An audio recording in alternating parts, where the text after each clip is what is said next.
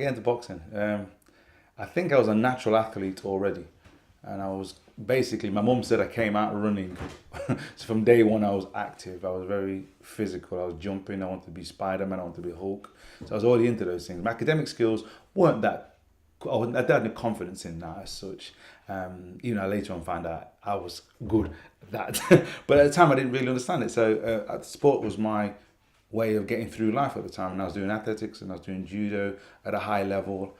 And I was always into sports, representing England in those. So I was already going down the sports line.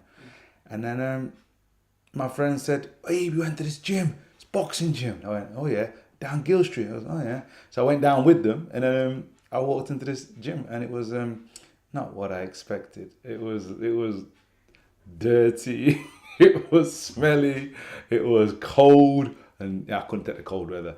I think it lasted about 2 weeks. I remember doing press-ups and I had to drop on the floor and do press-ups, and there was blood there and there was spit there, and I was like going, trying to do press-ups, thinking, this is nasty. And I think it lasted about, 2 weeks, and then I came out of it. And then I met the coach there was Mickey Lynch, who then became like a father figure to me. And he kind of had seen something in me. And because when I turned up, my mates kept saying, "Mickey keeps asking for you." I goes, "What, me?" He goes, "Why me?" He goes, "I don't know, just keeps asking for you." I goes, "When are you going to come back?" I goes, "Alright." So I kept hearing this interest in me. So I came back, and then my coach, Mickey, sat me down and goes, "I didn't know you're back." I goes, "Yeah, 13-year-old, yeah." Well, he goes, "Yeah." He goes, "Do you like boxing?" I goes, yeah. Put on the spot kind of. He goes, "Right, okay. Just sit on that sofa over there." So there's a sofa in his room, looking at all the guys doing their workouts. So I sat on the sofa, and I thought, okay.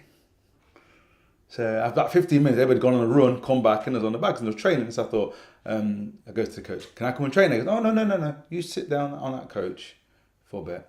He made me sit there for the whole session. And then at the end of the session, he goes, "Are you coming on Thursday?" That'll be a Tuesday. I goes, yeah. So I come on the next Tuesday or next Thursday, and I sat down, and he made me do the same thing again. He made me sit on a couch and watch. So this happened for about 2 weeks, and I got angry. I said, "I'm not sitting on the couch anymore, on the couch anymore." And he says, "So you want to box?" And I goes, "Yeah." He goes, "Are you sure you want to box?" I goes, "Yeah." He goes, "I had to be sure, because you're going places." And that was it. And my boxing took off. Brown is a really good prospect. He's only 21. England international. Had a win against Poland this season. One against Ireland. In the England semi-finals at Gloucester, he knocked out his opponent, Billy Neal from Sunderland, in 2 minutes 59. Then he had that 1:48 win in the national semi-finals. Brilliant junior. Won every sort of title you can as a junior. And he's got some future. I think it came down to somebody that was paying attention to me, and that meant a lot to me. And so having me sit there definitely did something to me, because if I was half-hearted about it, and this game you can't be half-hearted about it, you've got to be fully committed. And I've seen a lot of kids come in and then they train and they miss 4 or 5 weeks and they come back again and they dabble with it and they just disappear. That made me never ever miss a training session. That 2 weeks of sitting on a chair, watching the kids do it, and I wanted to train, it made me understand I actually want to do this. And I was like, yeah. So to this point, I have never really ever missed a training session. You know, and I feel even if I got there for like the last 20 minutes of the session, I would run there and get there. And my friends started to go, when I was playing football, they'd be going, "Yo, Nev, it's nearly 6:30, mate." And I'd be like, I'd be late sometimes, but I'd always be at the gym because of that 2 weeks of making me watch. It made me feel, it kind of disciplined me mentally, got me triggered to be at the gym. Even if I'm ill, I've been in the gym with a broken leg, I've been in the gym with cracked ribs, and I've still been there training, even if I'm not in full shape. And it's a home away from home.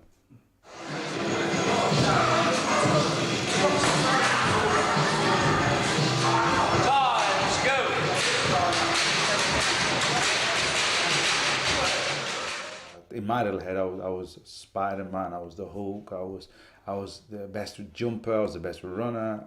That was my way in life. That was me championing myself. I'm a champion. I championed myself by being the best at whatever. And so I'd outrun people, I'd outrun distance sprints, you name it, I would outbeat people all the time. So obviously it's all about energy. So it was the run around the park, no problem, back in the gym. And it was press ups, no problem. Then it was squat throws, no problem. Punch in the bag, okay. Scrapping, but I just got stuck into the bag. And then the coach would come along and fix my shoulders and fix my arms. And then said, right, now slow down, pace yourself. And everything was like, remember, this is not a sprint. This is a long distance, and you're going to learn a lot about how to handle yourself on the street and in school and in life by preparing yourself now. And I thought, what's street got to do with this? Being young, so and obviously I turned the heads of the coaches and I turned the heads of the kids because I was always winning, but I didn't understand the boxing side of it. I didn't like boxing. If that made any sense. When I got hit, I wanted to play another sport. You know what I mean? Like golf or snooker. This hitting malarkey, I didn't like it. And then the coach explained to me, he said, we're going to teach you the art of defense. The boxing is about, it's the art of not being hit. And I thought, that makes a lot of sense. So I then kind of became Spider-Man in my head, where I'd avoid punching, avoid shots, and that became very tricky to hit. And it took off from there. And that I enjoyed. The ducking and diving and not getting hit and coming out the ring and like, yeah, I felt like Spider-Man. I felt like the bullets were flying at me and I was doing the Matrix and I thought, yeah, I like this, this I like. And that's how I took off, and that's how the boxing, to me, made sense. It had to make sense to me, otherwise I wouldn't follow it through. Tremendous victory over the 18-year-old Pole Żmijan, who turned away after the standing count and didn't want to continue. So Brown, the son of a Jamaican father and an English mother, serves notice there that all the other light middleweights in the country had better watch out when the ABA championships get underway.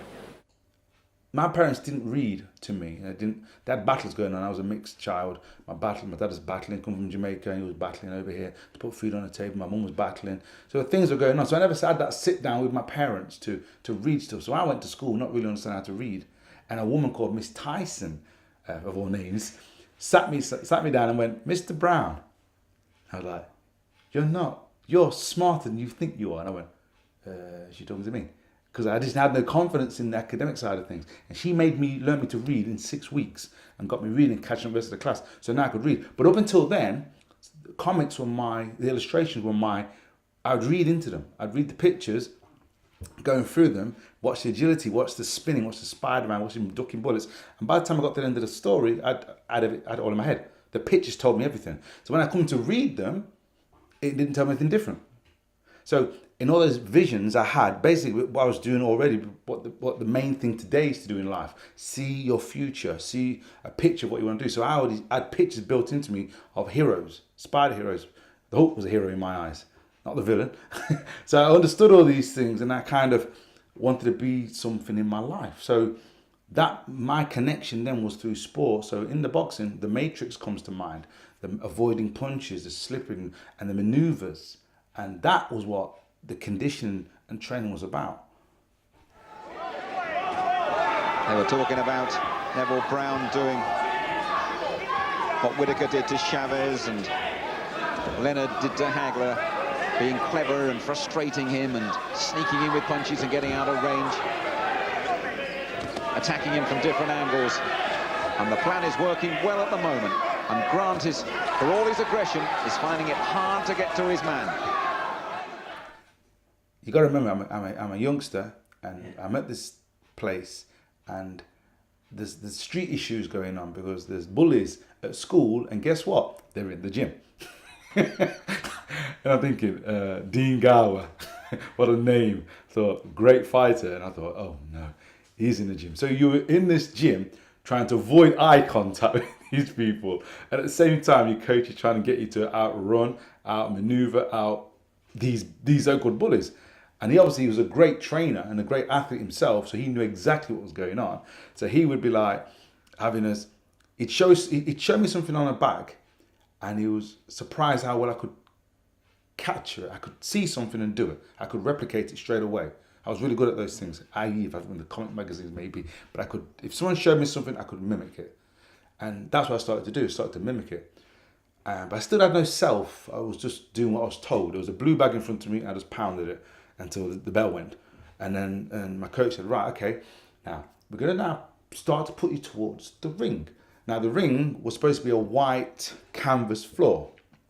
It was purple, it was dirty, and I didn't know what the purple bit was. It was a lot of purple. And I later found out that was blood. So I was kind of like, yeah. And so the first time I sparred, the first time I got a nosebleed. And I understood now why the canvas is this colour.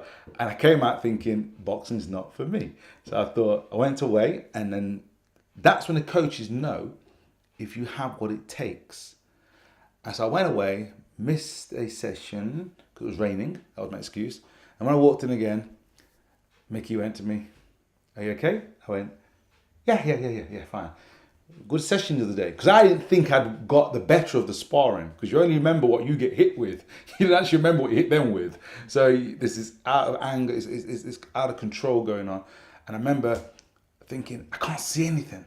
Hands are flying past me, and you just react to their energy. And I remember catching him with a shot, and he stumbled. Not that I thought it was a stumble, that was what I caught him, and he was off balance.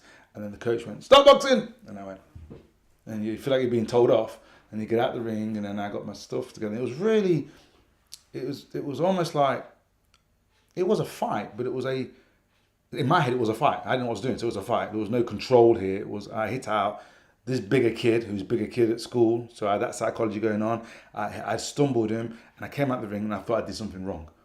I then reacted to what was going on, and then I went away and thought about it. Then I came back, and my coach went, it's, to hit somebody is an experience, isn't it? And I went, yeah. And I thought, how do you feel about it? I goes, I don't know. I didn't know. It was a strange feeling, because it was fear. So it was fear. It was almost like I'd kicked into my, I have to fight mode, or I have to run mode.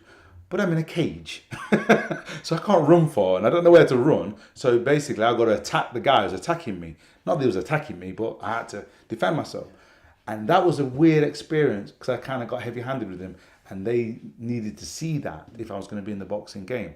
They've got to nurture that. We've got to nurture that power and that finesse you have. You make it look good. You look like you've been boxing for years. I think it's a Sparrow magazines, really, but you know, and that was it. So boom. I just taught him. He said, we're not going to spar again for a while, right? And let me get back into it. And then he started monitoring me on the runs and the bag work. And he had a beautiful way of watching me train. He never, ever allowed me to overtrain. And I see that all the time nowadays. And in my losses, in my fights, I see where I've been overtrained. It's so hard to balance. But because he knew his business, he knew exactly how much to put in and what was needed. And he said, you've got a bright future. Good shot there by Colarusso. Back into the corner, got through the good left foot. Oh, and again. Oh, Neville wants to watch this.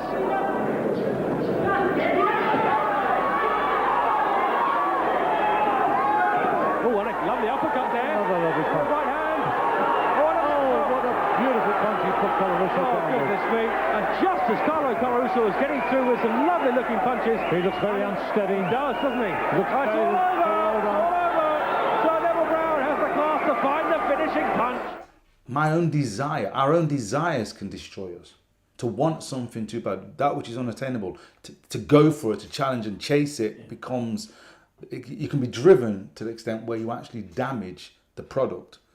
And because this coach watched my every move, if he saw me stumble on lifting weights, if he saw me run and my hands, my body language gave, I have no idea what I was doing, but my body language said everything. And he could pick up on all the signs of me struggling, of me performing well. And he then wanted to create a pattern. And that was the code. Create a pattern that allowed me to perform. And once I performed at a level, not full out, not flat out, a controlled level, at first that became hard, and then it became easier, and then it became natural. And now I could even train harder. But the point was, I had to have these maps built into me to understand the levels in which I'm training at. And they go in all directions: psychology, the spiritual, your body language, the efforts, something new, something done over years. All this matters. And he was able to simply guide me. So when I won my first championships, I asked myself, how have I done this? I'm on my 8th fight and I've knocked out this champion, and I'm the schoolboy champion of Derbyshire. And I'm thinking, I still ask myself, walking back to the dressing room, is this a dream? And it was this man manipulating every move I did and building trust. And whereas I would look at him and call him a father figure. And whatever he told me to do, I would do. Something ridiculous happened. I was training for about a year, and people were coming into the gym, similar to that 2-week episode that I had to go through. Because at this point, I didn't think I was that good. Don't ask me why. I knew I was good, but I didn't know I was. But my logic was, how come I'm always sparring the bigger guys? So I was at 12, I was sparring, 13, I was sparring the 18, I was sparring the middleweights, the light heavyweights. I didn't realize it because I was heavy-handed. I didn't know all that. And I'd come out, they'd hit me with a jab, and it hurt because they're big men in my eyes. They had mustaches. So they were men to me. You know what I mean? And Floyd Davison, a great champion of our gym at the time, and number one kiddie, and I had to be in the ring with him. And I was coming out bruised up, and I'd go home, my dad would go, "What's happened to your face?" I'm going, "Yeah, I got hit." And he was getting angry with that, so I wasn't getting encouraged at home. They wanted me to pack in. My mum loved it. She wanted me to box, but my dad was like dead against it. So I was kind of struggling in that department. So when I went into the championships, my first fight was should have been against a 1-fight victory, and maybe he's had 2 fights, and it's my first fight. See, that you would never get in the ring with someone who's had 18 fights, and he's a Staffordshire champion. And it's my first fight, because I may have looked okay in the gym. So they trained me for a year in the gym now. I remember that. They trained me for a year, and people had come in and got registered in 6 weeks. People had come in, 3 months, had been registered. And I was still there a year later, not being registered. And then I got upset and saying, why have I not been registered? I'm beating him in sparring. I'm beating that guy on the runs. I'm fitting these guys. So I was protesting in my little kiddie way. Yeah. And the coach took me aside and went, because we think you can go further. These guys are enjoying boxing. We think at this moment you could go further. And I thought, oh okay. And the next thing, when I did have a fight, I didn't want to fight. I had tummy ache, I had belly ache, I didn't want to turn up, I starved all day, I didn't want to make the weight, I didn't want to do it. And I thought, you know what, I don't want to fight. And then not even warming up and going into this fight against the Staffordshire champion. No one told me the Staffordshire champion. It wasn't until afterwards I'd beat him, and I stopped in the second round, and it was in the paper. I got the write-up today, and I look at it thinking, that's crazy stuff. You don't do that with people. Because now I couldn't get any fights with people my own age. Because people would say, no, 1 fight, Stafford, nah, I'm not going near you. And then straight away, that's why I got shoved into championships. And then I went on to win the schoolboy champion. I had one coach that seemed to get a buzz out of taking me to gyms and having me, as I would look at it, mangle other fighters up. And I dropped them in sparring. I got to the stage where I couldn't get sparring anymore. And I'm still a kid mentally. Whenever I'd go to a gym, I'd always be boxing their best kids, which frustrated me a little bit. And I was always very respectful. I would never initially go out to knock someone out. I would never lose control, but I was doing it. And I was just dropping people. And so that had to be controlled. And my coach, Mickey, the main coach who mentored me basically, he was aware of this. So he'd never let me spar any of the guys in the gym. And I think at one point that bully, Dean Gower, came in and he was wanting to spar me all the time. Kept coming into the gym. And I got to the stage where I can't spar people and I'm hurting my friends and I wasn't meaning to and I didn't know how to handle it. I remember my mum saying something to me years ago when I was a youngster. I was wrestling with her. I was about 6 or 7. I was wrestling my mum, fighting my mum, wrestling with her. And she kept saying, oh God, you don't know your own strength, stop it. And I was like, I thought I felt cool. I'm strong. And it wasn't until the next day I seen these massive bruises on her arm where I'd gripped her. And I could think she used to mock up easy, but it looked horrific. And I was mortified that I'd hurt my mum. And I understood what she meant now by you don't know your strength. And in boxing terms, the energy level when we hit each other, we don't know what kind of shot we're throwing. Because remember, we're fearful, we're afraid. We don't want to get hit in the face. So we react and respond accordingly. And so therefore, I would be hurting people because I was a physically strong kid for my age. And that's why they put me in the ring with older kids. And I didn't like that because of older kids. And then I started to get a reputation. So when it came to training people with that kind of power and that kind of drive, I had to be monitored well. And Mickey allowed this. The other coaches just wanted to parade me up and down the country fighting. And he kept saying, we've got to stop this. And I'd go to places and not be polite. And the only time I actually learned how to hold my punch back and I understood is when I boxed a guy called Clive Machin. He'd be 22 and I'd be 15. And I just watched the Sugar Ray Leonard fight. So I was boosted. I was on hyperdrive. I'd watch Sugar Ray Leonard box a fighter, and it's like watching a Rocky film. When you watch a Rocky film, the gym next day is full. When Sugar Ray boxed, the gym was full. Everybody came out from nowhere, and we're hyped up. And I remember this guy, he threw a really an obvious jab, and I used to slip it easy, and I slipped him through a left uppercut, and I watched him drop in front of me. And I thought, at that point was the last time I ever threw a punch with no control over it or any flash behind it. I'm not saying I haven't gone heavy in sparring with some people, because sometimes you have to, but I never threw a shot that way again. I realized then I am strong, I do hit. And that's when I kind of got the maturity to realize I can't now be like a kid anymore throwing shots with this kind of power. And that made me realize that's when the boxing then started to develop. I then tried to mimic Sugar Ray Leonard and watch his boxing ability, not the scrapping version. I call it Roberto Duran. I thought I was Roberto Duran at one point. I think Muhammad Ali obviously influenced me, not at the beginning, but as I've got to know, reading the book on Life and Times of Muhammad Ali by Thomas Hauser, amazing book, amazing read, and what he's done outside of boxing. Because you don't realize that when you're a child, it's just boxing.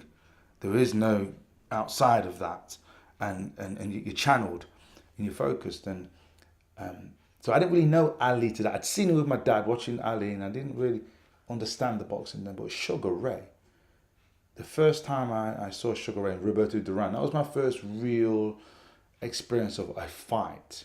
I didn't know what professional boxing was. I didn't know what amateur boxing was.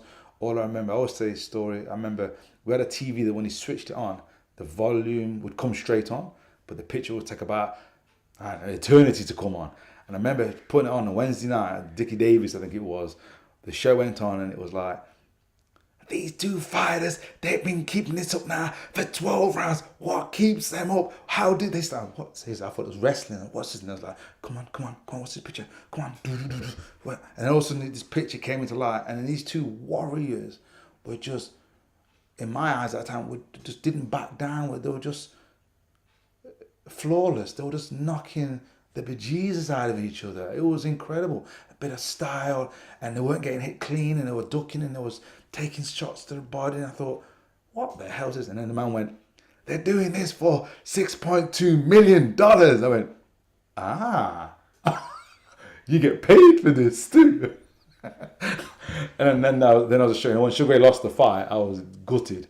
And then I watched Sugar Ray's rematch, and I saw him, he was versatile, how he spoke after the fight, how he carried himself. And then the rematch, and I know other things that went on behind the scene, which is what mars that in my life in boxing, the politics and how they can influence it. But in our eyes as kids, the rematch, Sugar Ray then became the boxer, and he totally changed everything. He changed his tactics, and I was like, that's what I want to be, versatile. I want to be able to do both, fight and box with that kind of caliber, and I then became Sugar Ray Leonard. Neville Brown, 22 years old, from the Burton Club in the Midlands. And he's champion of the Midlands for the third year running, Brown. England international, European bronze medalist in Italy last summer. Had an absolutely brilliant career, both as junior and senior. I'd always boxed orthodox fighters. I'd always sparred orthodox fighters. Then all of a sudden, I boxed a southpaw. And I come back to the corner after the first round, and I got a different look on my face. I look at the coach. This one's a strange one, this guy is. My coach goes, "You do realise he's southpaw?" And I goes, "What's a southpaw?" And they go, "He's punch for." I'm learning this now in the ring as I'm fighting. He boxes from the other stance. I goes, "Oh, so what do I do then?" Because everything I threw, the stuff came from a different angle. So your brain has a conversation with itself. This is the conflict we teach. My brain's going, "What just happened? That ain't supposed to happen." It's like a car in front of you. If you can drive, you're driving, and the car behaves strangely in front of you, then turns left. Then you realise, you moron, you didn't indicate. But you went through the same transition. So things are happening, but you can't put your finger on it. So my brain was like having a conflict within the conflict. And I'm like, okay, I came back. So I'm getting hit here. Yeah, but he's not a strong puncher. That was the kind of this other trainer would give me. My coach would have me break things down. I go, okay, I'm going to stop him. I said. So I lost the first round, and the second round I went out and stopped him. So I came back home and I thought, so this southpaw business, I'm not going to meet many of these people because I don't like them. As a child, you know what I mean? That's what you would say to people. We've all got skills. It's a natural process of the habits, aren't they? We create habits. There's no good thing or bad thing in habits, but in the boxing terms, it was if I performed good habits and made them my masters, I no longer have to think about them. So therefore, I'm performing with a habit that follows a natural progression.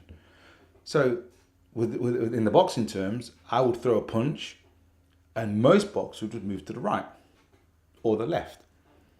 And then they do something that I've already picked up on, they're going to bring the left hook in. And I'd react to that. But this chap moved back as normal, then stepped to the right. And then threw a different shot altogether. So it was something new, and then you got to deal with the fact that you're getting hit. So there's food for thought there, and you got to think about stuff. And like in my game, you soon get motivated to think because you're getting hit. You know, you can make a mistake in other sports, but in boxing, you get punished for those mistakes. So you have to learn real quick. And one of the reasons why I learned real quick is I had power and I had fitness. So I could come after you and I could have a tear up with you and I'd get the better of that and I could finish fighters. So I managed to cut corners a little bit there, where some people will probably have to go through that longer and probably lose the fight because they're still thinking too much. And you can't, it's not natural to have a new maneuver put into your process takes time to feed that habit into your system. And until it feels natural, it's a new process. And we've got to keep learning all the time. Every day we're learning all the time in life, in boxing. And as soon as I mastered one southpaw, they gave me another one who was even better at doing something else as a southpaw. Then you just, they're relationships.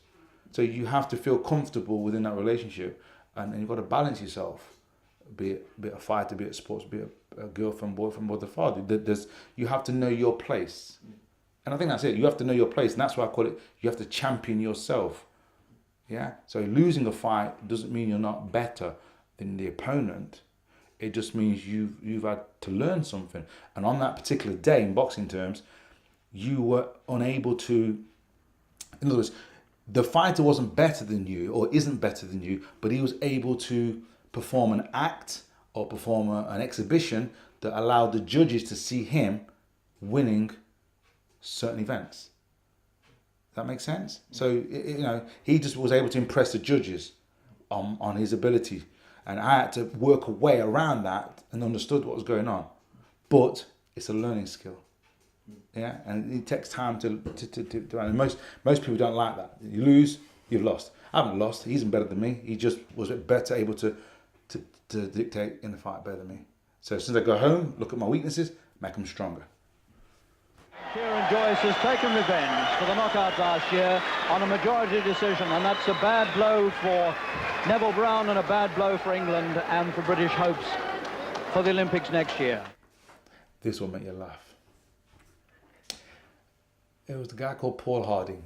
I'd won the championships, I was in the junior ABAs, and this chap, Liverpool, and trust me, everybody can fight in Liverpool.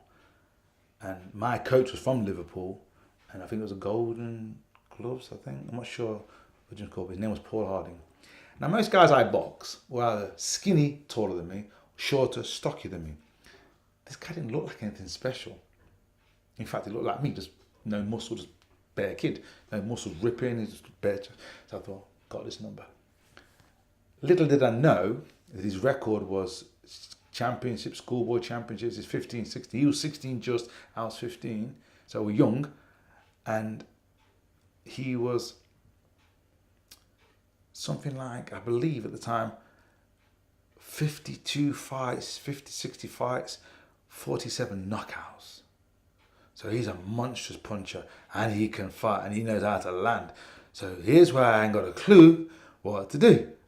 So I went out in the first round, and no one's told me about this guy, and later on they explained why, because they didn't want me to bottle it. So I went out there, and I walked into a wall, and I had no idea what to do. I couldn't box, I couldn't dance around like Sugar at that time. So all I could do was go forward. There was no plan B. It was to go forward. So I was going forward, and I walked into every shot there was. Every time I did a little bit of maneuver, he knew it. He knew what I was going to do before I even did it. And he plastered me. And I went down for the first time. And I remember falling over, going down. And I remember it was the first fight my mum had been to watch me. So I was like, oh gosh. And my head was hurting. My eye had already shut over in this 30 seconds of manic behavior, whatever had gone on with. And then I remember pushing myself up onto my feet, my toes, and I was crouched, but I was balancing. I didn't realize at the time I was balancing, and I hit the canvas with my hand. And my coach saw this, and it was very important that he knew me. Once he saw me go onto my feet, crouched, but on my toes, and I was balancing, he knew I was all right. I didn't think I was all right. I thought I was beat. And then I got up, and then the count went 1, 2, 3. This worked in my favor because normally the count's going that way. So for the first time, the count's coming at me, but my brain hasn't registered yet that it's come on my way. So there must be, 30 seconds ago, and I looks at my coach, and my coach goes, which means use the ring, keep out the way. And I just went, triggered the habits. Boom, went straight at him, which was not what you're supposed to do. And it was, I went after him, and I hammered him right into the wall, and I just jumped on him, and the place went absolutely ballistic. And the bell went, and I'd come back to the corner, and my coach went, right, we've tasted his, now he's got to taste ours. And I was like going, yeah, pumped up. I think it was an Incredible Hulk. Yes, I'm angry now. And I went after him, and it was the most, I had no option. I couldn't, every time I tried to dance away, he cut me off. I had nowhere to go. He knew exactly how to use a ring, and he could hit with both hands, and I just had to fight him. And remember, these fights are 2-minute rounds. So I stop, I give him a standing count in the second, so we're even now. It's non-stop punching. Third round, he's finally dying out. I'm still going. And I'm basically pounding him in a corner. He goes down again, gets up, and I'm pounding him. And the referee jumps in and stops it, pulls me off of him, and I goes back to the corner. It's like I won the world title. Everybody's throwing me up, and it was like, it was like I won a world title. It was the hardest fight of my life. My face, and I look back now, it must have been still growing. My head was still be growing into my body, so then parts of my bones were moved. I could not see with either eyes. They were closed over. I was blue. I was red and blue. It was the most disgusting colour you could be. And I remember a blonde, and she was an older lady, a blonde woman, went, that is the best fight I've ever seen in my life. I cannot believe what I've just seen. Liverpoolian accent. And I remember saying to her, and you're never going to see me in another fight like that again. That's all I knew then, is that my face was distorted, it was hurting, and I was the winner. And he was destroyed. And I met Paul Harding a couple of years back. And I always wondered why he never took up boxing. He went down the wrong road. And so we didn't see him for like 20 years. And absolutely always was watching out for him, always waiting to hear his name. Because I know that monster is someone to avoid. You know what I mean? And obviously he's miffed, so he wants a rematch. That's a fighter, and that's a heart of the fighter. But I never saw nothing of him. So he came away from boxing, I suppose, in some ways. And people asked me, but that was an amateur fight. That was harder than Steve Collins. That was harder than Steve Collins. Because I had no clue, no skill level yet of how, yeah, I was a champion in my own right, but I had no skill yet of how to avoid shots and how not, no skills. Totally, that was like a black belt with a white belt. Yeah, and I had no answer to it. He had an answer to everything. And yeah, that was the hardest fight because it was painful. And that changed my career. Wow. It was my 8th or 9th fight. It changed my career. I then became a boxer, a box puncher. I wouldn't get into arguments with people. We couldn't. I knew in my head then, we cannot take this kind of punishment every day for the next 10, 15 years. Can't do it. I knew I couldn't do it. You know, physically, we're made of soft tissue. There's no way. I didn't need nobody telling me this. I didn't need the coach saying to me, "You don't want to get hits on." I knew. My face was not a good look. To me, it was, if I put it in layman language, it's like doing a degree. It's like you put a year in, but somebody advances you to the 3rd year, but you haven't had that experience yet. So you're asking me questions I should know, but I don't know. I'm still learning them. And so therefore, that's the best way to explain it, is that I'm put in. I was 8th fight. This is my 8th fight going into my 2nd championship. And I had no experience to call upon. All I had was drive and that was everything. That was everything. And I couldn't continue life like that against these operators. You just can't. And so therefore, I went back to this coach and I spoke to him and I explained how I felt, and he already knew, because he was a boxer. This is the important part, because he knew how to talk to me. He knew exactly how I felt. He just said to me, he kept shaking his head and just going, "I've never seen nothing like this. I've never seen that kind of, I've seen boxing." And he said something, so he was telling me things, but I still find it hard to believe. Because I was just trying to survive. I didn't think I was doing anything good. I was just like, I want this over with. I want to get out of here. I don't care if he wins. I just want the bell to go. And I want to walk away. And I really thought about not wanting to box. And imagine, it's like a bad relationship. And the idea is to have that conversation, have that talk, so you don't take that relationship, that bad relationship, into another relationship. Yeah? That was that relationship. This is something totally separate. And having them talk with the mentoring, the proper sit-down talks, come to my house 3 or 4 days after the fight, sitting down with me and analysing the fight and my approach towards it, and that was valid. And I think that's for any sportsman. That was so important. And he went over and he asked questions, and I was scared. Even after the fight, I was still scared at what happened, because it questioned, in the strongest way, how would I didn't think I could go any further. If another 15-year-old, 16-year-old kid could hurt me like this, what's a man gonna do? That was my thinking. What's a man in his prime? I was thinking your prime's 25. What's a man gonna, I'm struggling now at 15. What's a man gonna do when I hit a guy with man strength? I didn't realise we had man strength as kids at that time. But yeah, there were the questions, and it was powerful. It was a powerful time, because had he not had them talks with me, I'd have gone into the next fight. And you do. If you've had a bad fight last, you tend to bring that stuff to you to the next fight, and you turn this guy into Godzilla. You make him better than he is. And that's in your head.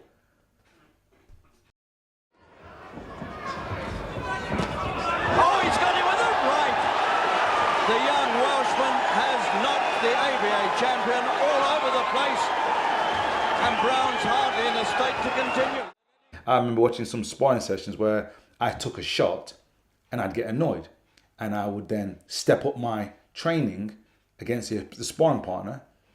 And it wasn't until we had videos where we could look back and watch these things. So England training camp, I got the time to look back at it. I remember getting hit with 2 or 3 shots, and I'm annoyed with myself. Not him, his job is to hit me, but I'm annoyed with myself. But then I started to watch the video and I thought, yeah. I may have got hit 3 times, but he got hit 33 times. And it made you look at yourself and look at the situation, and fighters they beat themselves up. If they get caught with a good left hook or a good body shot, they beat themselves up in ways they shouldn't do. The opponent just showed you got a gap, you got a defense weakness to be worked on. And hence why sparring shouldn't be to destroy each other, it should be to enhance each other. there's so many great things that I attained from boxing or got from boxing, but I have to now say the boxing didn't damage me. To have been in the ring with the great champions, with total champions, and never always having the right team or right preparation to go in there and to have come out unscathed in a game that's so brutal. Like I said to you, the teaching of the game is so important. And having the trainers I've met and people I've met, amazing. To have won my schoolboy championship till today, my first one, was wow. Yeah, how is that possible? How did I? Even I said, I remember before the fight started, before the championship started, I had one loss and I'd won 3, and I'd stopped 3 and lost on points in one fight, and I was now in the championships. So I kind of, you got this form. It said regionals, quarterfinals, semi-finals, and I was saying to my friend Ronnie Wilson, who was also a top fighter in Burton Gym, a year older than me, and we was expected to go far. And I remember looking, I want to be quarterfinalists.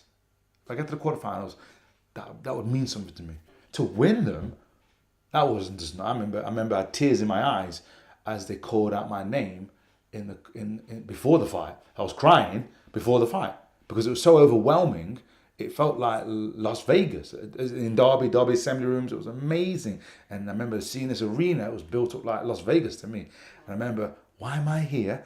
My clothes didn't fit me properly. I had wrong size protector on. I looked scruffy. I thought, I don't look like a champion. I'm just turning up. And I looked across at this guy called Bromley, England rep, England this, England that, England badge, schoolboy champion, ABA champion. I was like, and I just thought, I looked at my coach and went, what am I doing here? And he grabbed me and he went, you've earned this. They put everything in front of you and you've beaten everybody and you're here. And I remember he had to wipe my act. I was overwhelmed. I was tears before the bell started. And I remember the first round, just following him around the ring like a lost sheep and getting pummeled with jabs and left hooks. And then he hit me at the end of the second round. And that made me angry. I went back to the corner and sat down and my coach went, right, you've won. I went, what do you mean I've won? He goes, you've won. He thinks he's got your number. I goes, has he? And I went out and he goes, I want you to double jab backhand. You'll catch him clean. These codes. And I went out first round. Before he sat down, I'd landed it and he was down on the floor. And I just jumped. And it's such an incredible feeling. It's just surreal. You've won, but you don't know how you've won. It's just that good practice of training, conditioning, everyday stuff, those small baby steps, all the time build up to this. And it's just like, well, it's quite easy actually. But it wasn't, but it felt quite easy. And I think that because of what it stood for, then the 5 battles of winning the championship, but then boxing for the world championship was a big thing. Even though I didn't win it, I still felt like I'd won in my heart of hearts what I did in preparation. I mean, 4 weeks to get ready for this world title. We need 3 months to get ready. And I went up a weight and boxed the man, Steve Collins. And I think if I had more time, I could have changed that result. And people who knew me would go, yes. People who don't know me would go, no, I don't think so. Steve's a tough kid. So not winning that fight, but participating and putting a really good show for myself. And again, not coming out of the ring getting hurt. That was amazing. And the British Championship, winning that, where I was on the dole, and I had to stop work to train, to concentrate on this guy, Frank Grant, who beat Errol Bomber Graham, our best champion this year, never won a world title, to follow behind him and beat that guy on national TV. It wasn't Sky then, it was national TV. The whole country saw me, and that was an incredible time because I was not making any money. I was not getting a chance at these titles, and Frank Grant gave me the chance to fight for the British title, which I hold on for 5 years, and that's my fame for boxing, to hold on to the British title for so long. He's called it off. We have a new champion, and he is flat out. His name's Neville Brown, a brilliant amateur. They said he couldn't make it as a pro. He has. He is the new British middleweight champion after an impeccable performance with touches of Leonard with touches of Whittaker. And a wonderful, wonderful performance and touches of Holyfield as well. He's got a lot of fans that have come down here from the Midlands. Their trip has been rewarded. Neville Brown is the middleweight champion of Britain. If I don't trust you, I can't operate. That's a relationship. It doesn't work. If you doubt something about that relationship, it don't work. You can play with it, you can play with the ideas, you can flutter around stuff. Trust. I made a comment in the papers one day, the Burton Mail, in the Derby Evening Telegraph, and I said, after one of these epic fights, and this man, Mickey Lynch, I said, without thinking at the time, I said, he's like a father to me. I have a father. My father's a good father. And I didn't realise until I read it in the paper the next couple of days. Mickey Lynch, he's like a father to me. I look up to him for inspiration, blah, blah, blah, blah, blah, blah, blah. And I read it back and I went, ooh. I looked over the top of the paper and looked at my dad. And my dad was like, looking at the paper, looking back into the paper, thinking, Dad, I didn't mean it the way it sounded. He goes, Neville, I've grown you from a child. I met Mickey, and he's a beautiful man. He comes into the house, he sits down, he's polite, he greets me, he's invited me to his house. I'm proud that you think he's a father figure, because that's what you need around you in this world that you're going into. And he goes, I respect what you said there. And I needed that for my father, because my father was my father, but he didn't know boxing. And I hadn't had that closeness with my father, close on other levels, but not in this sporting aspect.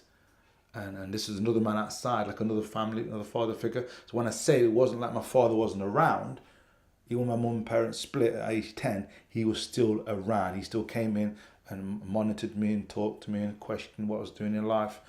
So boom, no. So I had to be careful how I said that. So you might have took that the wrong way. As a kid, you don't think you just babble out stuff. And this was very important to have these father figures in your life. They don't have to be your initial father. And that was very important. And I have my dad talk back to me and say, I agree. He's an amazing man. 12 punches unanswered from the champion. It's Brown's biggest round yet. And Quinn is in bad trouble. He needs to get through this. Referee looking on very closely. He may step in, he's going to step in, it is over, it is stopped. Neville Brown has retained his title. Today, I look at today's society, I look at today's networking. If I want to know about Mayweather, I can find out where he was born, where he lived, where he schooled, I can find out everything. We had little VH videos years ago. You remember them? If you can remember that far back, I'm that old. We had nothing. We got 15 minutes max of a 15-round fight. Tom Hearns, Sugar Ray Leonard. And it was an epic. And we got on the sports show 3-4 rounds. The highlights. They thought the highlights. As a fighter, I want to see the whole thing. Onto my own opinion of who should have won that round or whatever. That's what we got. And then it was memory. It was rehearsing. It was like watching a Bruce Lee film. After Bruce Lee film, we're outside doing all these kung fu kicks, trying to kick each other and do these spin kicks. We haven't got a clue what we're doing. It was into your system. So Sugar Ray Leonard, that was it. We got that 15 seconds of limelight. You ain't going to see him again till 6 months' time. You're not going to see him again. So that was why we stood there. I remember sitting there and I remember just in my eyes, closing my eyes and just going over Sugar Ray Leonard. Every move he did, how he walked, how he talked. He was a positive mentor.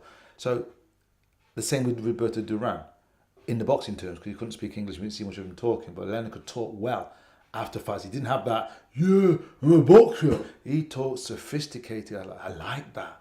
He's doing something right. Tommy Hearns, great, Marvin Hagler. These were my teachers. But like I said, there were glimpses of them. I mean, could you imagine if we had that kind of, the network we've got today? I can't believe how, so I can see a room for improvement in so many levels of kids boxing now. We can break somebody apart and look at them, break them down, analyse them. But in them days, it was just up here and in the gym, they were my mentors. And whatever they did, if they were boxing, we stopped and went and watched. Now you can't do that anymore because you'd be stopping every 10 minutes. You're just a bit overwhelmed with information of fighters, wouldn't you? But those days, the whole boxing fraternity stopped to watch Sugar Ray Leonard box Roberto Duran or whoever. And I met them guys, and I think Tommy was the last one I met 2 weeks ago, Tommy Earns, and Tommy Earns was just amazing. I think he's had a few big fights. You can see there's something going on there. He's very nervous, but he wasn't confident, where Sugar Ray was still confident. So he had these things going on. Tommy Earns was so genuine, it was beautiful. Sugar Ray was more to the point. You couldn't get to him. You couldn't break down his...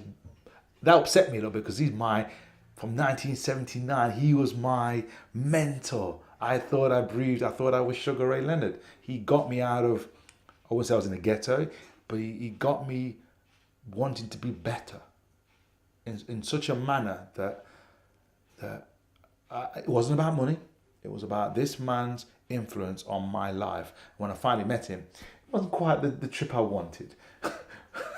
You know what I mean? Whereas Tommy, it was brilliant. Marvin Hagler, he came here, it was brilliant, and he was he was one I wanted to see. And I think I saw Sugar Ray when I was 47, and yeah, never seen Eubanks. I thought we didn't have to bump into Eubanks, but then again, I wanted to fight them guys, so I wanted to get against them guys. Met Nigel, knew Nigel Ben, but never actually trained with Nigel. So those things never happened, you know what I mean? There were big things that I think would have changed my career to have been around those athletes, but I kind of felt like I was outside looking in. It's about money as a professional. So you're outside looking in, and if you're a dangerous fighter, they don't really want you. If you're not bringing their money to the table, which makes sense. Yeah, I'd do the same if I was a businessman and I was trying to get my fighter to the top without having too many hard fights. But I think it's going to be too silly nowadays. But that's my opinion. These guys inspire me. They tell me how hard the game is. I want to get in there, and one day, who knows, I might even take on the Gladiators. Yay! Mickey, have you got anything to add to that? Have you got anything to add to that, Mickey? Well, I have no control over the Gladiators, unfortunately, so I'm just going to start challenging some realistic opponents. But he did very well, and I'm proud of him. I remember Mickey Duff, top promoter, he said to me one day, as a professional fighter, and the game was totally different now, because as an amateur, you had to fight me. As an amateur, you had to turn up on this day, or I got the walkover, and I was now the whatever champion. So you had to fight me to make an argument, to box for the Olympics and whatever. So you had to fight me, and they couldn't avoid me. But then as a professional, they could avoid me. They could keep out of my way. I then had to become a salesperson. I had to become an executive manager. I had to control every element, which was just not happening. Because then you got to come back and focus on your business. And you are dealing with people who you don't know. And they have their own agenda. And people like, you can see it, people like Mike Tyson, they had people, you got sophisticated people after your worth. And they'll go to all levels to get it. And that's what boxing can and does do sometimes. So you need a solid team around you. And if you haven't got that, I think Steve Collins said it, you become the outside man. And Steve Collins was that. And remember, Steve Collins, he did do well. He was a world champion at middleweight, but the Chris Eubanks thing, and so the big phenomenon where he made his big name as a super middleweight, that came about because he got called in because their opponent pulled out. They needed an opponent. They got Steve Collins, and Steve grabbed it with both hands. But you've got to be living in a gym to be doing that. Yeah, and if you're not working, and the phone goes off when you're in the gym, the phone goes off, but they're not asking about you. When you're not in the gym and you're getting married or you had a baby, you're being asked about, and that's sad. That saddens me. But that is the way the game rolls. So you've got to be on top of your game, and that's what I teach people. You said before when I was doing boxing, that's the trust. I teach that, and I will not back down on that. So anybody who's with me knows the insides and outs. If I can't help them, I find somebody who can. And they need to know that trust. I need to know my limits. And I know some fighters can go into fights and they're not supposed to win. And I can say to them, we're going to find a way to win. You don't have to have your hand in the air to be the winner. You've got to take away from that experience a winning formula. And that's the win. You know? I suppose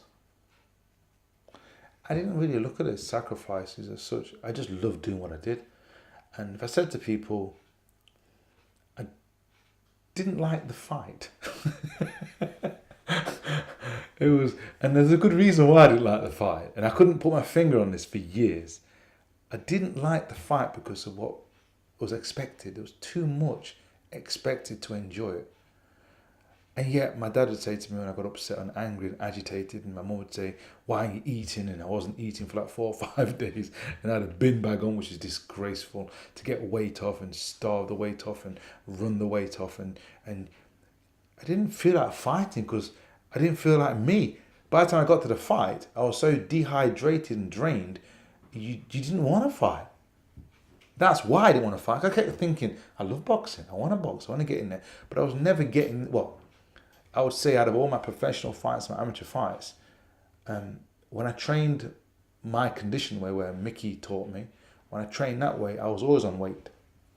But when I was trained by others, not because they were bad trainers and that, but just their motivation, me trying to try too hard to impress upon my coaches and people around me, and it needs to be maintained, needs to be controlled. And since they had no maps of how fast I ran, if I did 1,000 press-ups, they wanted 10 more. So you could never please the coaches. You could never please the people around. And that was the design of boxing in my eyes. Whenever I did something, I had to be quicker, had to be faster, had to be stronger. And that eventually would burn me out. By the time I got to the fight, I was overweight. And then came the horrible 6 weeks of training, prime condition, 1 week of sabotaging the weight loss. And yeah, it just was horrible. By the time you got to the fight, mentally, you didn't want to fight. So that's why I didn't want to fight. But when I got it right, and I was on weight, and I hadn't overtrained, I considered myself unbeatable because I was happy with what I had. I was happy with whatever the decision was, but I always knew. When I got pulled into fight at short notice, I wasn't a happy bunny. Well, first of all, I wasn't their weight. I was a middleweight, so I was 11 stone 6 pounds, and they were 11 stone 6, and then moved up to, for the world title stage, they were moved up to 12 stoners, super middleweight title. So I wasn't really, I'm not a big guy for my weight, and so therefore, realistically, I could have been a light middleweight, who's an 11 stone fighter, but I didn't understand the nutrition side of things, the diet side of things, and when you're overtraining and training hard, and I wasn't sent to camps. I think if I'd gone to a camp and trained for 6-8 weeks and the food was right and everything was right and the sparring was right and everything was, then I think I probably would have campaigned as a light middleweight. But because I was on Civvy Street, in other words, McDonald's kind of lined up, and I was kind of overtraining a lot of the time when the big fights came, and because I was taken out of my system. So one of the reasons was I had a system back in Burton, what made me, and I reverted back to it when I needed these big fights against Sean Cummings, Frank Grant. I reverted back to my old amateur training program, and which meant I was on my own, but I had to feel confident what I was doing. What I had to do then as a professional, I had to be around a camp, a professional camp. So I ended up with Brendan Ingalls, and at some point I was in London town with a few other good top fighters, good trainers. But I found it difficult to live in London because I was Burton born, and Derby was my area, and Midlands was my area. It was difficult to get to London and start afresh and start making new friends and new coaches and all that comes with it. And obviously the society of London, the system, got to change and adapt to this new way of living. And I kind of wanted to go home. But as a selling product, had I been boxing in Derby, people would have flooded to go watch me fight. But because I had to go to London and I had to make my career, if you think about it, my first couple of fights, I've got to sell myself. I've got to go out there and do the business. I've got to knock out. I've got to look the part. So if you think about it, midweek Wednesday, £25 ticket, got to get to London. The event starts at 7, right? You've got to beat the traffic. For my crowd is here, isn't it, in Derby? They've got to jump on coaches. They've got to pay for coaches. They've got to get to London. So that probably means taking time off work, the afternoon, and probably getting in late after the event, because I probably want to stay for the main event, because I'm on the undercard. they're probably going to stay to the end, which should probably be 11:30, 12 o'clock. Then they've got to trip all the way back to Burton Derby. And I understand that. You're just not going to get, other than the hardened boxing fan, behind you. So when I turned up at London, I was probably had 100 people, 300 people max to come watch me fight. And most people would say, Nev, when you get the big British title fight, the main events will be there, mate. It's just it's a bit long-winded, that is. And I kept trying to explain to people, if I don't put bums on seats, I'm not going to get the title shot. So that was the dilemma. And once the promoters realised that I'm a dangerous fighter with no money behind me, I knew then that was the game. I wasn't going to get a crack. I didn't think I was ever going to get a crack at any title. Have you ever fought in an atmosphere like this before? We've been saying, Glenn and I, we've been going all over the world. You'd struggle to recreate this anywhere. I've always told, from my first promoter, Mickey Duff, I told them all, get me a fight in Burton-on-Trent. They're the hardest core fan fighters you'll ever see. And I've just proven it. In a brewery on Burton-on-Trent for the world middleweight title. Oh my Lord, maybe the Burton Football Club, the grounds, that would be brilliant. Steve Collins fight, kind of the highlight of my career in one sense, because having been kind of avoided really because of the not being able to get the right purses to get guys to want to fight you, the Nigel Benns, the Eubanks, you needed these guys, they need to get paid. So you've got to bring a crowd with you. I was struggling in this way, and I was I'd consider myself a dangerous fighter to be in this mix. So the Steve Collins comes up. It's quite funny. I had 2 fights where I'd not looked so good because I was going through training problems, trying to work out why am I not shining. Have I lost it? Have I lost the drive? And I came back home to Burton, where I started rebuilding myself. And now I was boxing a guy called Sean Cummings, who was considered the toughest kid in Britain. And they'd already penciled him in to box Steve Collins. So it was just a step over to beat me along the way. So that's you back up against the wall. And I thought, all right, okay, I see. So I went back home and I made sure I trained the way I knew I had to beat this guy. And I went back home and then I beat Sean in a titanic battle. And it was one of my best nights because I was in shape. I proved everything wrong. I got great write-ups, Brown's back, and I beat him. Of course, now I've beaten him, there's talk now of me boxing Sean Cummings, Steve Collins.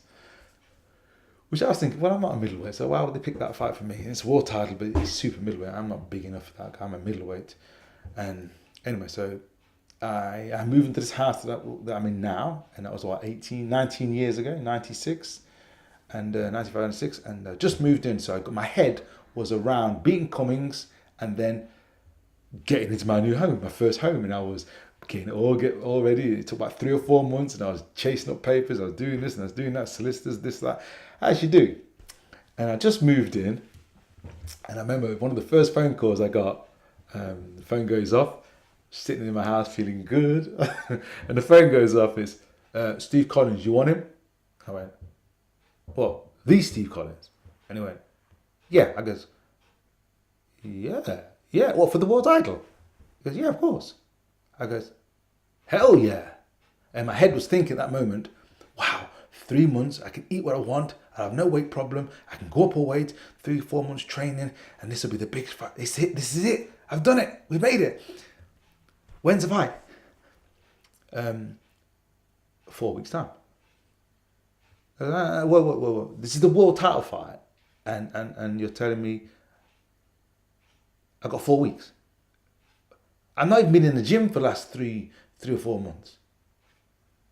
I flitted after the last fight. I've not really been in for the last 2 or 3 months. And I never do that. I'm always in a gym training. Do you want it or not? Yeah. Put the phone down. Didn't ask about money. It's like, this is it. I remember jumping off the seat, putting my running gear on, ringing my friend Ivan. It's happening, world title fight. When? 4 weeks. No, be serious. No, 4 weeks. 4 weeks? I goes, yeah. Are you serious? Nev, you're just here for... No, you can't take this, Nev. I can't turn it down. I got to go. You're going to call me on the bike ride, and I run. So I ran and I trained, and I put 2 weeks in of the most intense training ever. And then I remember training in the gym, sparring with the lads, and I got rid of this fight, and I didn't have any head sparring, and I didn't have any pads. I didn't stay at Burton where I should have stayed with my training. I needed a corner. I needed professional people around me that knew what was going on at this world-class level. I got to go to Ireland to take on this champion, and it was on. And I think it was about... I was so driven for the fight. I always say to people, you need, for a 12-round fight, you need 3 months. 12 weeks, that's a week per round. That's the way I used to train in my game. It had to make sense to me. So in that fight, I only had 4 weeks. With my drive and my will, I probably had 6 good rounds in me. It doesn't work against a world-class champion. Yeah, you can't cheat. You got to work the whole way. So I knew after 6 rounds, I wouldn't have the 12 rounds in me to do the distance. So I had to find a way to keep the fight competitive and be in the fight, and I managed to get to the 11th round, and I thought the fight was a lot closer than what the media said it was. And I remember people saying to me afterwards, that fight was a lot closer than what they said it was, and you had him hurt. And, which he had never acknowledged, I put him down in that fight, and I reckon he stumbled. He fell over a right hand. In the 10th round, before I get stopped in the 11th, he drops. And I remember nobody even mentioned it. This has been a horrible round for him. Look at the bravery. Look at the bravery of Neville Brown. He's taken so much. Whips in a little left hand of his own. Collins just slipped. I came out the fight unscathed, unhurt, and Steve was to tell me after the fight. They carried me out the ring like I was the winner. Like I'd won it. All his family were shaking. Said, I can't believe you, Brown. You got some heart, you have. And I was like, yeah. Tired, exhausted. And then Steve said to me, the hardest fight I've ever had in my life. And I thought, hang on, you box Nigel, you box Eubanks, you box these people. He's just saying this because after the fight we do say these things. And it wasn't me at full shit. They're not me at full. I said, can I have a rematch? And he went, no. And I thought, damn.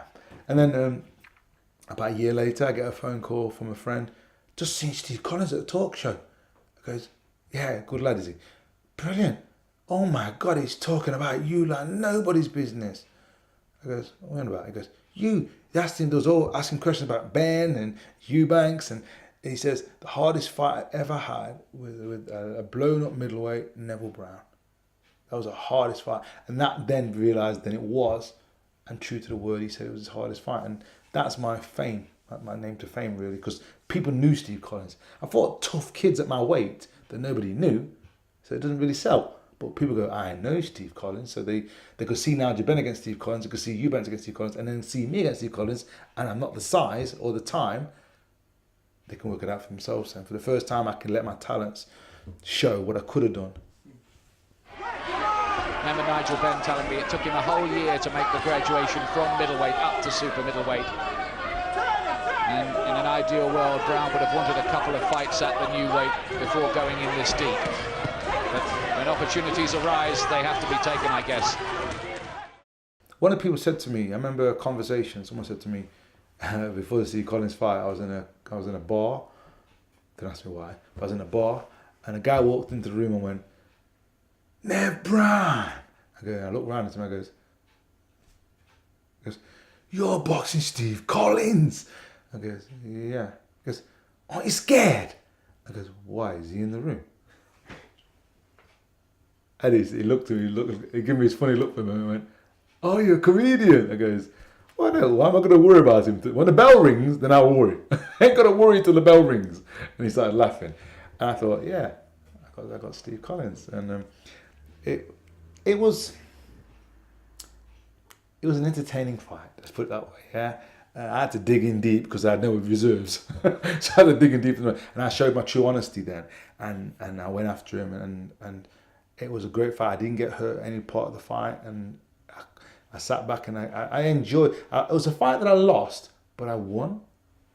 It was, when you win, sometimes you win, you lose, and sometimes you lose, you win. That was one of those fights. I lost the fight, but I put such a good effort in and at short notice that everybody, promoters, I think it was Fight of the Year that year. So it wasn't just the fighters, it was other people saying it was as well. And I then thought, I've made it big time now. Now I can focus on middleweight and get it done properly. And that's when I got injured. That's when the old injury came back up, because everybody thought, if you can do that in 4 weeks, what can you do in 3 months training?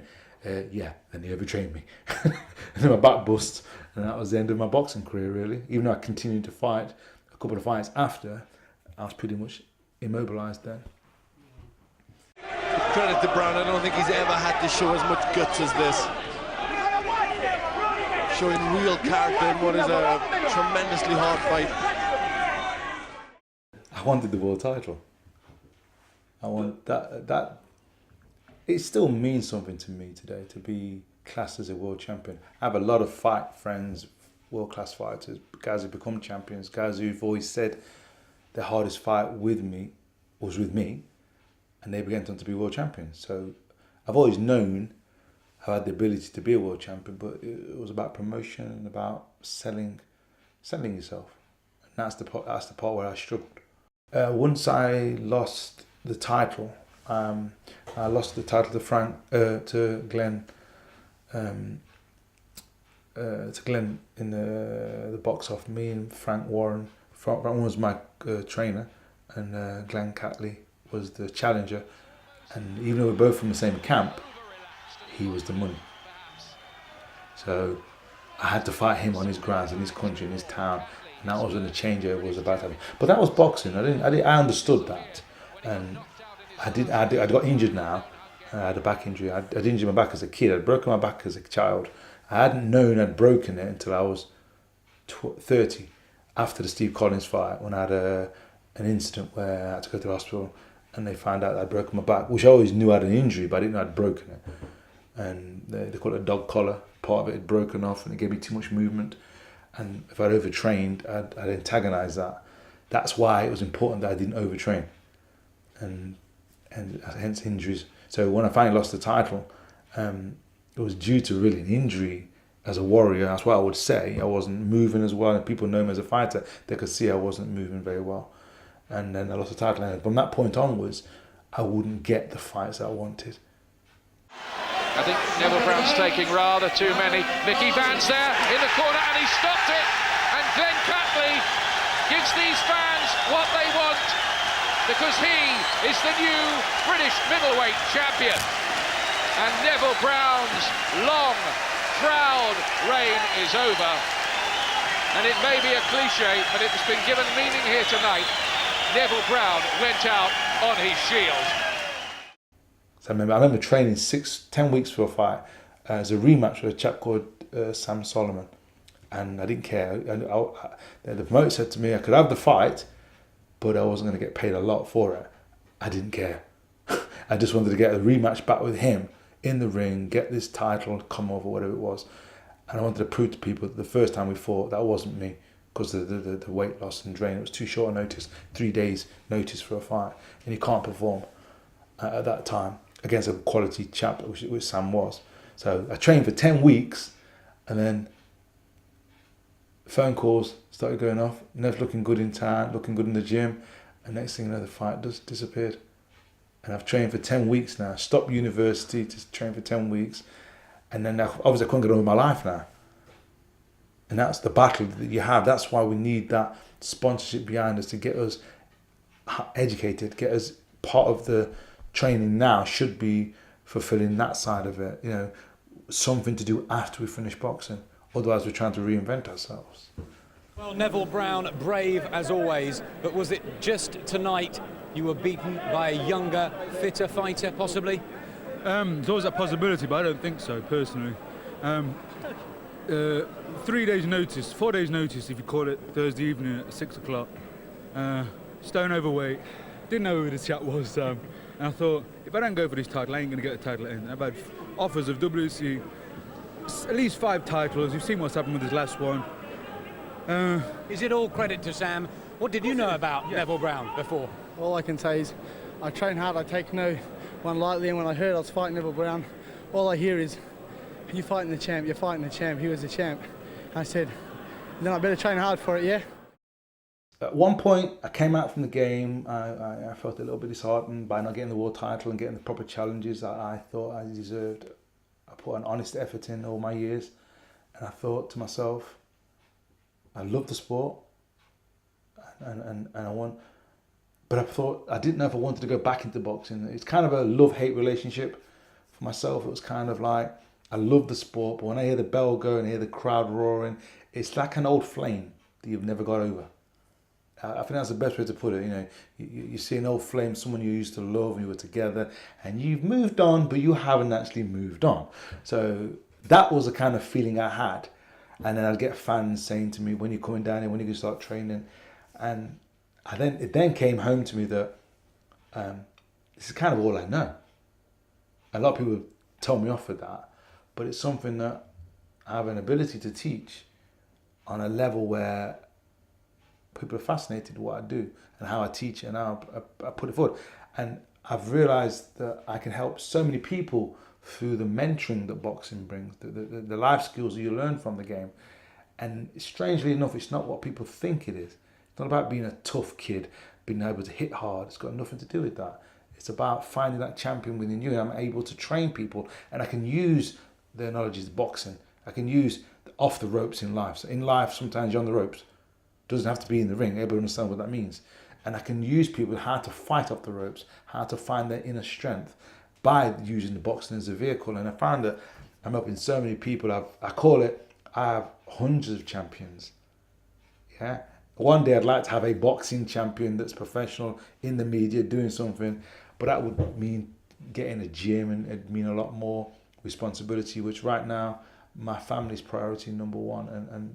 But I can feel that's the next big step in my life, to get a gym and train people with this new, I call it a fascinating way. It's an insight to how you perform and why you do what you do. I went through a little time where I was trying to find out, what do I do in life? Do I continue boxing? And when I thought I need to really sit down and think, how can I become something special and stand out like I did as a fighter? Because otherwise you become, as you retire, you become like just another Joe Blogs, another number. You're just clocking in. And I thought, I need to be doing something with my life.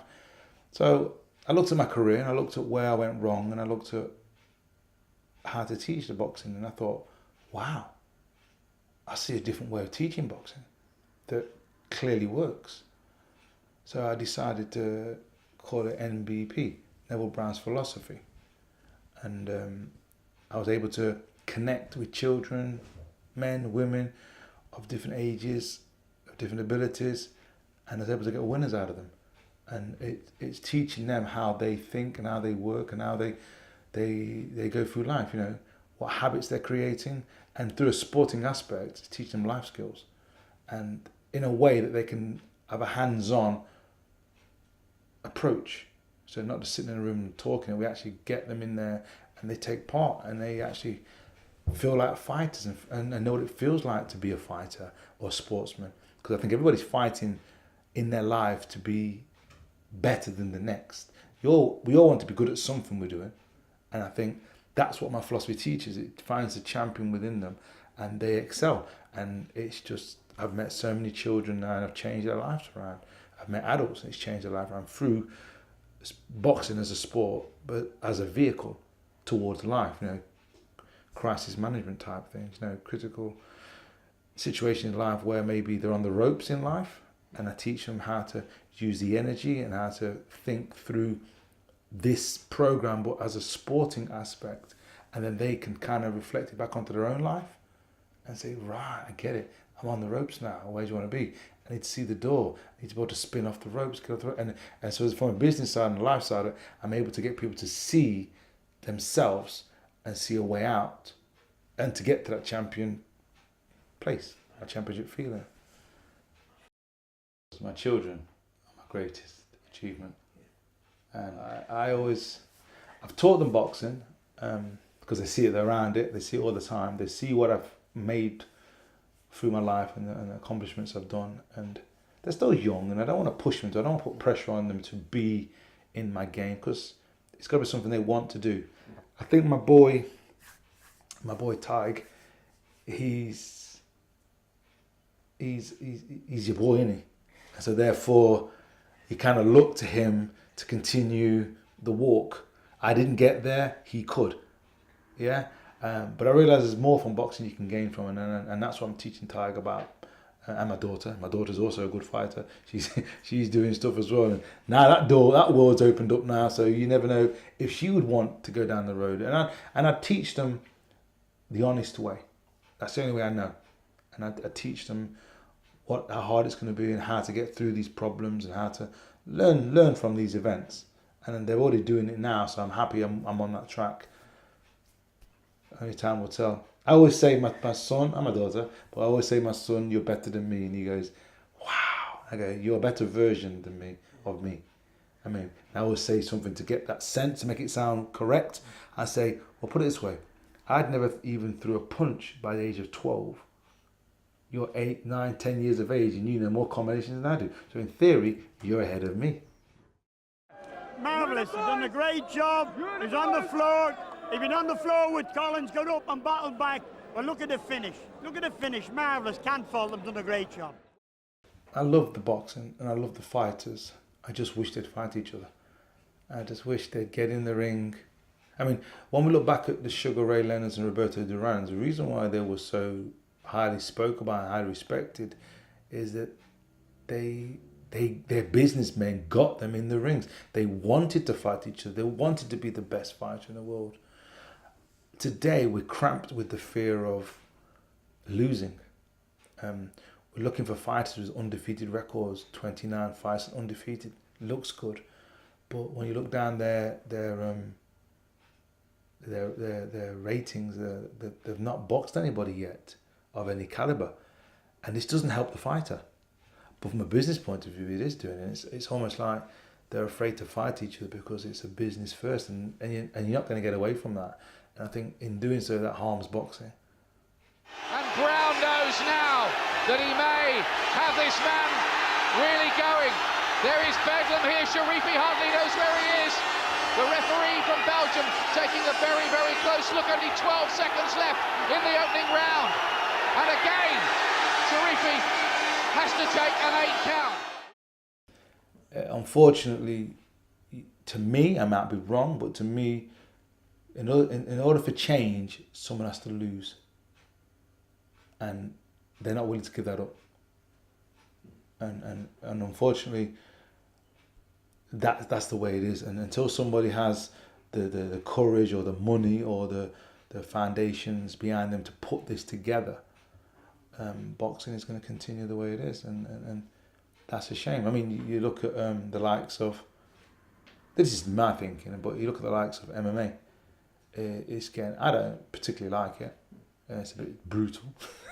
From a boxer's point of view, that sounds strange, but it's a bit on the floor, banging away, and the brilliant skills there. But they've got it right, because if a fighter loses, he doesn't fall down the rankings that far. He's still considered a champion.